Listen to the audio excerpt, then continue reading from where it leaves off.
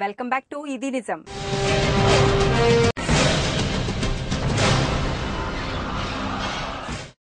పేలుడు తర్వాత అణు రియాక్టర్ నుంచి విడుదలయ్యే రేడియేషన్ స్థాయి పెరగకపోగా అంతకు ముందు విడుదలవుతున్న స్థాయి కన్నా తగ్గిందని కూడా వారు చెబుతున్నారు. కానీ అణు రియాక్టర్లను చల్లబరిచే వ్యవస్థ పనిచేయకపోవడం వల్ల అది వేడెక్కి కరిగిపోయే ప్రమాదం ఉందని పలువురు నిపుణులు ఆందోళన వ్యక్తం చేస్తున్నారు. అదే జరిగితే అత్యంత ప్రమాదకరమైన రేడియేషన్ లీక్ అయి తీవ్ర నష్టానికి దారితీస్తుందని చెబుతున్నారు. ఈ పరిస్థితుల నేపథ్యంలో జపాన్ అంతటా అణు అత్యవసర పరిస్థితి ప్రకటించారు. పేలుడు సంభవించిన అణు విద్యుత్ ప్లాంట్ చుట్టూ 10 కిలోమీటర్ల పరిధిలో నివసిస్తున్న దాదాపు 45,000 మందిని ఖాళీ చేసి వెళ్లవలసిందిగా అధికారులు ఆదేశించారు. స్థానికులు నల్లాల్లో నీటిని వాడవద్దని, బయటకు వచ్చేటప్పుడు చర్మానికి గాలి తగలకుండా దుస్తులు కప్పుకోవాలని, ముఖానికి మాస్కులు ధరించాలని సూచనలు జారీ చేశారు. భూకంపం ధాటికి జపాన్లోని అణు రియాక్టర్లలో 10 మూతపడ్డాయి.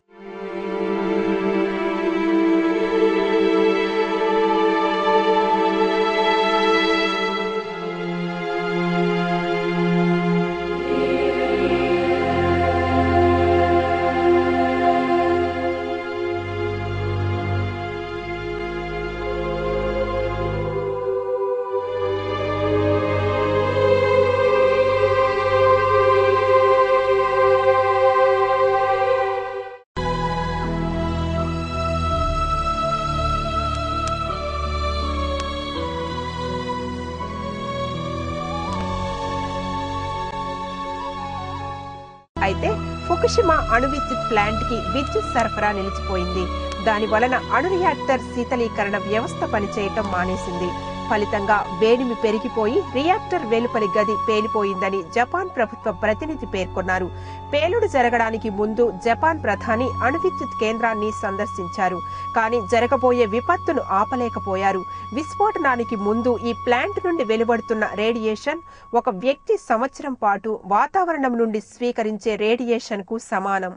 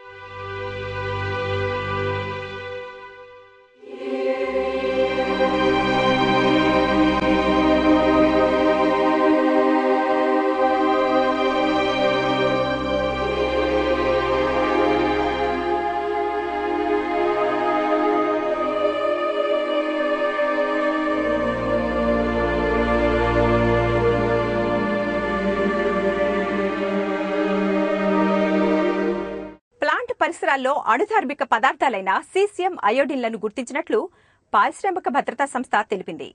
రసాయన విపత్తుల కోసం శిక్షణ పొందిన సహాయ దళాలు, ఫైర్ ఫైటింగ్ సిబ్బందిని ఈ ప్లాంట్ వద్దకు పంపించారని రక్షణ శాఖ అధికారులు తెలిపారు. మరోవైపు ప్లాంటులో యురేనియం ఇంధనం ఉన్న లోహపు ట్యూబులు కరిగి ఉంటాయని పారిశ్రామిక భద్రతా సంస్థ ఆందోళన వ్యక్తం చేసినట్లు తెలిసింది.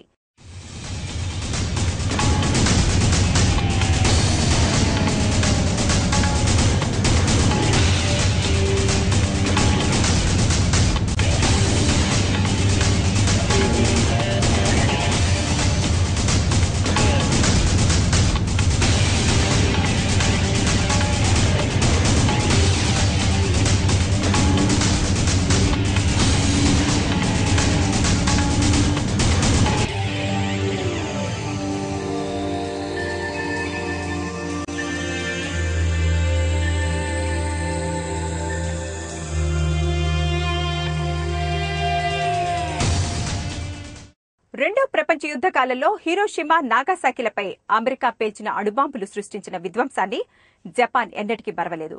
అందుకే అణు విద్యుత్ ప్లాంట్ల విషయంలో ఎన్నో జాగ్రత్తలు తీసుకుంటోంది. ఎప్పుడు భూకంపాలతో సహజీవనం చేసే జపాన్లో భూకంపాలు సంభవించినప్పుడు వాటికవే మూతపడేలా విద్యుత్ ప్లాంట్లను నిర్మిస్తారు.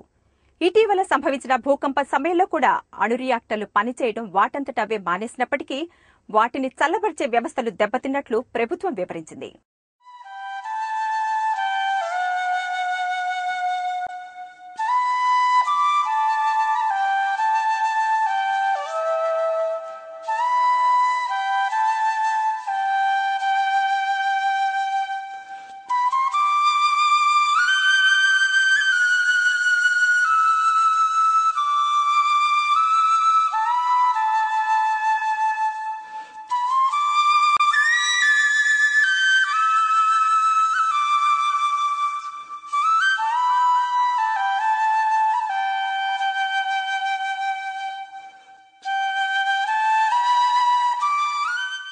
శీతలీకరణ వ్యవస్థ పనిచేయకుంటే రియాక్టర్లోని ఇంధన కడ్డీలు విపరీతంగా వేడెక్కి రేడియేషన్ విడుదల చేస్తాయి. ఫలితంగా అణు పదార్థం కరిగిపోయి గాలిలోకి ప్రమాదకరమైన స్థాయిలో రేడియేషన్ వ్యాపించి ప్రాణాంతకంగా పరిణమిస్తుంది.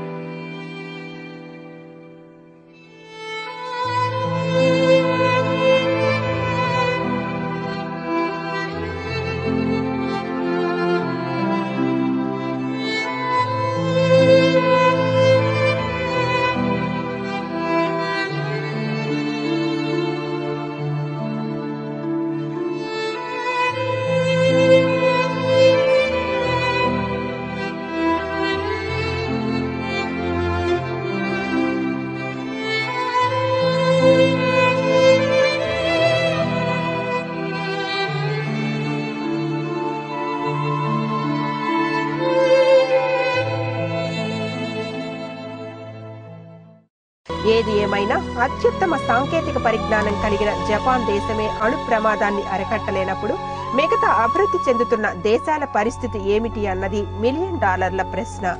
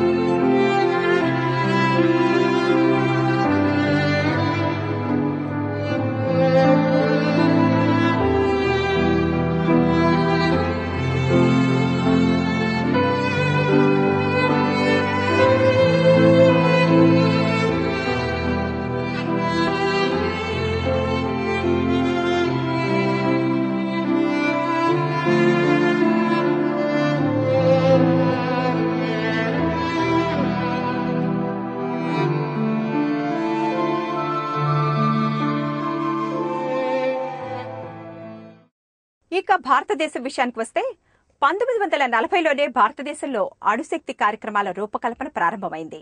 మన దేశంలో అణు విద్యుత్ కేంద్రాల నమూనా, రూపకల్పన, నిర్మాణం, నియంత్రణ వంటి కార్యక్రమాలను nuclear power corporation of India limited నిర్వహిస్తోంది.